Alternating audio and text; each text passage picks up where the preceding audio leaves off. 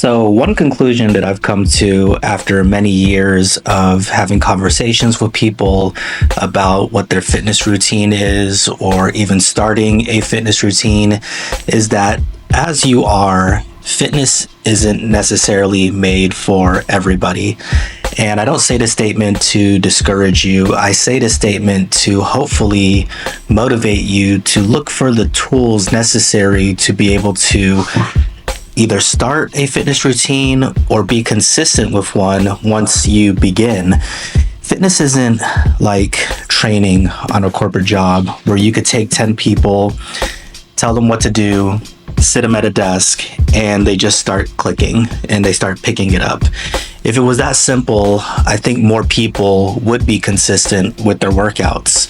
It's no accident that when they show the studies, there are actually more adult millionaires than there are adults with six packs.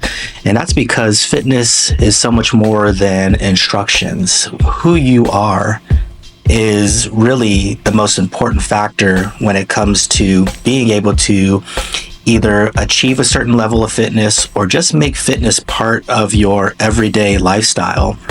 I think about people who get in shape and they're in prison versus somebody who has all the access to whatever resources they need and they still can't find a way to make it to the gym every day, make it to the gym even once a week. And it comes to who you are, how motivated you are, and frankly, how bad you actually want it and what your morals and your values are. Now, this isn't bad news, actually. I think it's great news because it shows you that if you want to be successful in fitness, you have to develop yourself a lot as a person. You have to ask yourself, why would you self-sabotage? Why would you do something that's going to go against your longevity? If I went and asked people on the street, do you love yourself? Do you value yourself? I believe the majority of people, if not every person, just to save face would say, yeah, of course I love myself. Of course I care for myself and I respect myself. But then if you look at them closely, you wonder, well, why aren't you taking care of yourself physically? Why are you fine detailing your car every Saturday, but your human vehicle, you don't care what condition it's in? Why are you making sure that maybe your children are eating healthy food, but you yourself are eating fast food every day, or you're having ice cream every night, whatever your situation may be?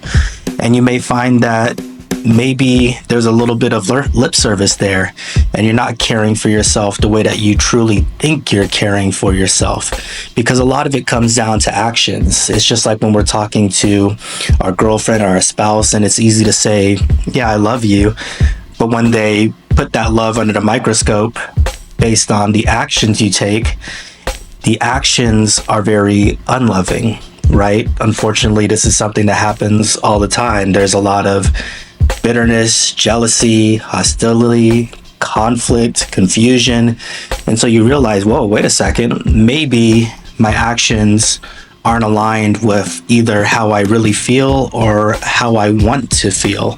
So if you're wanting to be in shape, if you're wanting to pursue fitness, if you're wanting to have a healthy lifestyle and something that you can carry on into your old age, think about some of those questions. Think about why you would self-sabotage your own lifespan with some of the actions that you're taking. Think about why somebody who is in prison and they're working out every day, just imagine the mindset. Forget about prison. I know we could talk about who has time to do what, but just imagine that sort of fitness mindset.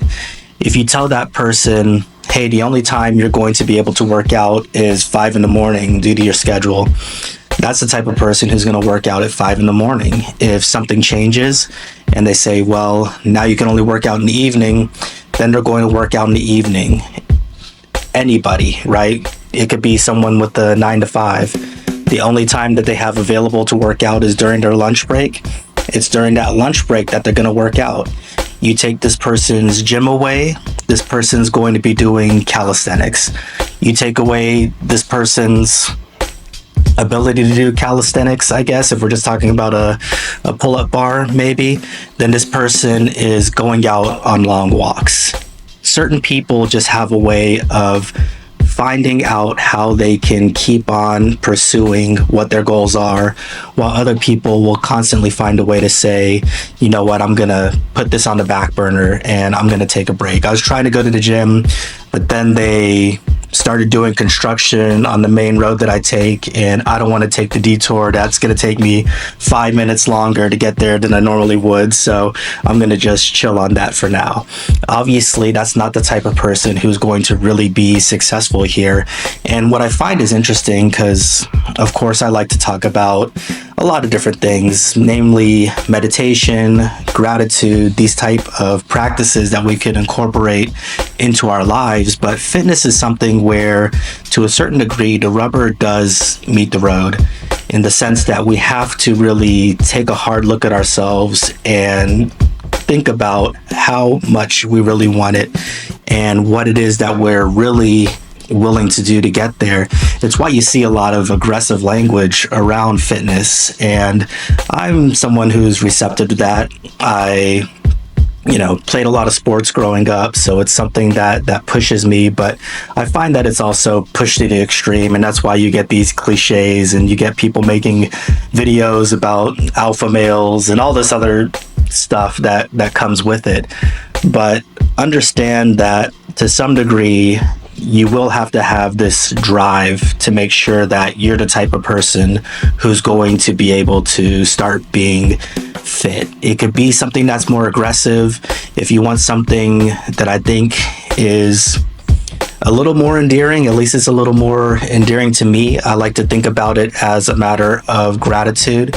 If you have an able body, if you're able to actually go to the gym and work out, then you're extremely fortunate, because somebody else is waking up today and they just wish that they had the ability to go out for a walk. They just wish that they had the ability to go to the gym and have the capability of doing a squat or a bench press. There's many, many things going on here. So if you're just someone who's capable of working out, use that as an opportunity to be humble and an opportunity to understand that we have a level of privilege.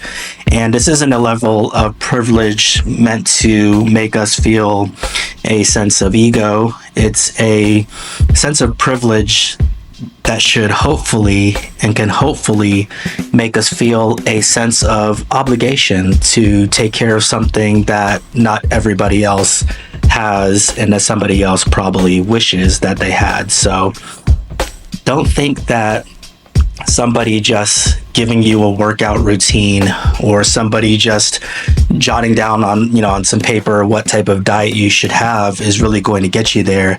You always want to make sure that you're looking into areas to improve, areas to understand why you may be reluctant to get out of your comfort zone. And the more that you find you could address these issues, the more that you could find that making things a habit is more important than trying to just work off of motivation, then the easier you're going to see that this can continue in the long run. Because that's kind of the common denominator that I see when I'm talking to many people who have been working out for years. I used to work with people who were personal trainers. I used to work with professional bodybuilders, compared to those who are inquiring about just starting a fitness program, or people who are saying that they've tried many, many times and they've just never been able to stick with it, or they've never been able to get the results that they want.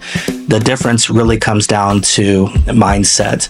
The difference doesn't come down to a secret magic formula that this person is using that magically help them get in shape compared to what somebody else is doing. Once you get in motion, you can make adjustments, and there's things that you could do to see different levels of improvement, but it's a matter of working out versus not working out and having the right fitness mindset towards not having the right fitness mindset. So that's by the definition that I say fitness isn't made for everyone, but it is made for everyone who can either have a certain type of mindset or condition themselves through education, trial and error, and just going out there and taking action to eventually develop that mindset as well. So that is it for this one. Thank you guys for watching. I'll talk to you next time.